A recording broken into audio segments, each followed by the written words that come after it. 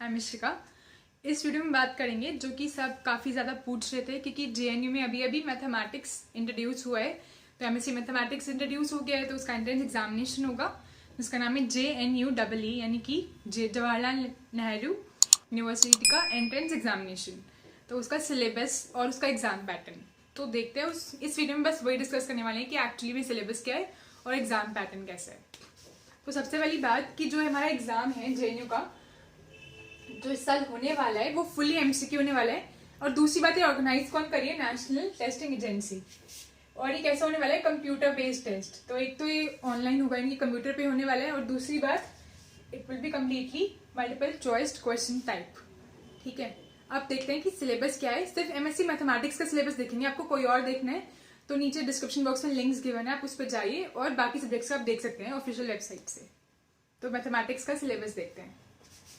तो देखते हैं कौन कौन से टॉपिक्स हैं। पहले आपको टॉपिक्स बता देती हूँ और फिर उनके डिटेल्स की बात करनी है। तो जो जनरली हमारे टॉपिक्स हैं ऊपर से वो क्या है, मेन ग्रुप थ्योरी। तो ग्रुप थ्योरी की तो आपको प्लेलिस्ट भी मिल जाएगी, आप प्लेलिस्ट में जाके इस चैनल पे चेक करिए, आपको मिल जाएगी। तो ग्रुप थ्योरी तो हमने काफी कवर भी कर रखा है। ग्रुप थ्योरी जिसमें हम ग्रुप्स वगैरह पढ़ेंगे, एब्स्ट्रैक्ट अलजेब्रा का पार्ट है। फिर है हमारे पास लीनियर अलजेब्रा जिसमें डायमेंशन, बेसिस और रैंक ये सब हम पढ़ेंगे। वेक्टर स्पेसेस से जनरली हम डील करते हैं इसमें। सेट थ्योरी जिसमें हम सेट्स के बेसिक पढ़ते हैं। Real number, sequences and series, ये तो काफी इंपॉर्टेंट टॉपिक, आपको हर एग्जाम में आपको ये मिल जाएगा। रियल एनालिसिस जो कि है मैथ्स की जान, प्योर पार्ट एकदम। Functions of one variable, functions of 2 and 3 variables. Integral calculus जिसमें इंटीग्रेशन, लेबनिट्ज रूल ये सब पढ़ोगे आप। वेक्टर कैलकुलस, वेक्टर से डील करेंगे जिसमें स्टोक्स थ्योरम, ग्रीन्स थ्योरम ये सब। एंड मिसलेनियस, इसमें ये वाला पार्ट है जो एक्स्ट्रा आपको मिलेगा जिसमें हम कॉम्बिनेटोरिक्स, मिसलेनियस मतलब कुछ भी कहीं से भी आपके लेवल तक का आ सकता है, एक्स्ट्रा कुछ ऐसे क्वेश्चंस आ सकते हैं। जनरली इसमें जो इंक्लूड होंगे वो का कॉम्बिनेटोरिक्स जो कि परम्यूटेशन कॉम्बिनेशन वगैरह होता है, और जैसे चाइनीज रिमाइंडर थ्योरम ये सब। तो अब डिटेल देख लेते हैं कि एक एक सब्जेक्ट में कौन कौन सा है जो डिटेल में आ रहे हैं। तो टॉपिक वाइज डिटेल्स देख लेते हैं अभी। तो ऐसा है कि सेट थ्योरी की अगर हम बात करें तो सेट थ्योरी में हमारे पास है elementary set theory, finite, countable and uncountable sets, equivalence relation and partitions. ये सब तो हम ऑलरेडी प्लेलिस्ट में कवर कर चुके हैं।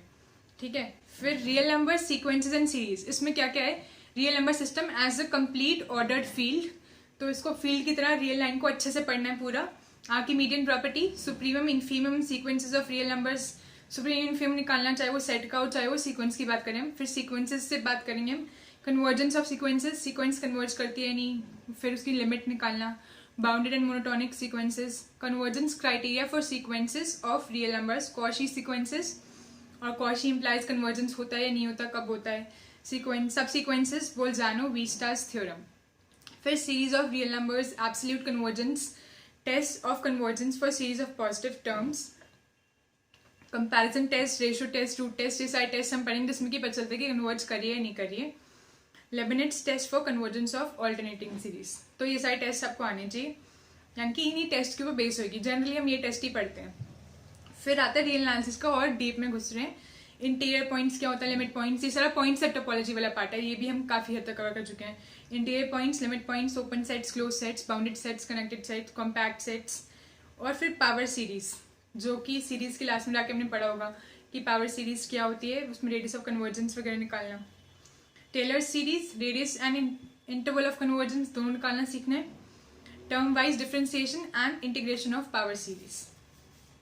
फिर आता है फंक्शन ऑफ वन वेरिएबल, उसमें क्या देख रहे हैं हम, limit, continuity, intermediate value property, differentiation, Rolle's theorem, mean value theorem, L'Hopital rule, Taylor's theorem and maxima minima. L'Hopital तो बचपन से पढ़ते आ रहे हैं, वो तो आप ऑलरेडी मास्टर कर चुके होंगे।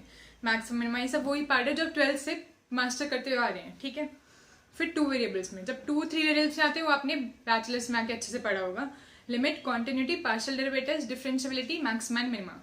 तो पार्शियल डेरिवेटिव आपको पूरा अलग से पार्शियल डिफरेंशिएशन जो है बुक वो नहीं पढ़नी, क्योंकि ये 2 और 3 वेरिएबल्स का पार्ट है। तो पार्शियल डेरिवेटिव आपको थोड़ा लिमिटेड पार्ट पढ़ना है, बेसिक आपको निकालना आना चाहिए सब वो सब, और थोड़े से उसमें कंसेप्ट घुमाकर।